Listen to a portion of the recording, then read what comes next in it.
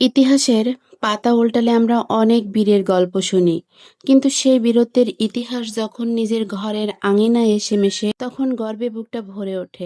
বাংলাদেশের স্বাধীনতার এক অমর সূর্য সন্তান বীরশ্রেষ্ঠ নূর মোহাম্মদ শেখ যশোর জেলার শার্শা থানার ডিহি ইউনিয়নের এই ঐতিহ্যবাহী কাশীপুর গ্রামেই রয়েছে তার পবিত্র সমাধি।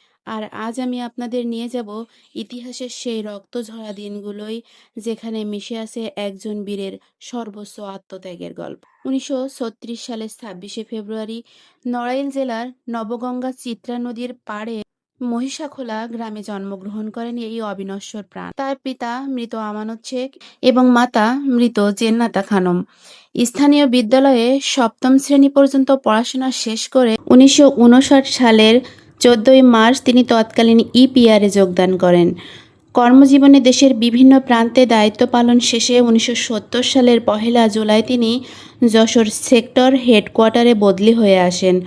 অতঃপর 1971 সালে যখন মহান মুক্তিযুদ্ধ শুরু হয় তখন তিনি 8 নম্বর সেক্টরের অধীনস্থ 4 নম্বর রাইফেল ব্যাটালিয়নের বাঙালি সেনাদের নিয়ে একটি গঠিত কোম্পানিতে যোগ দেন এবং একজন বীর মুক্তিযোদ্ধা হিসেবে রণক্ষেত্রে ঝাঁপিয়ে পড়েন। দিনটি ছিল 1971 সালের 5ই সেপ্টেম্বর।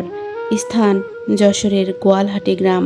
ল্যান্স নায়েক নূর মোহাম্মদ শেখ তার সাথী মুক্তিযোদ্ধাদের নিয়ে ছুটিপুর পাক হানাদার বাহিনীর ঘাঁটিতে তীব্র আঘাত হানেন। 3 দিক থেকে শত্রুর প্রতিরক্ষা বুথ ভেঙে যখন তার দিকে অগ্রসর হচ্ছিলেন, ঠিক তখনই শত্রুর মারাত্মক গুলিতে আহত হন সহযোদ্ধা নানু মিয়া, যিনি LMG দিয়ে যুদ্ধ করেছিলেন।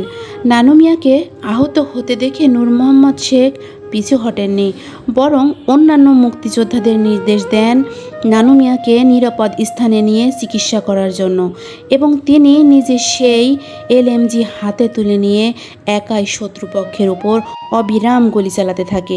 তুমুল যুদ্ধের এক পর্যায়ে শত্রুপক্ষের একটি মর্টার শেলের আঘাত এসে লাগে নূর মোহাম্মদের শরীরে, যার ফলে তিনি মারাত্মকভাবে আহত হন।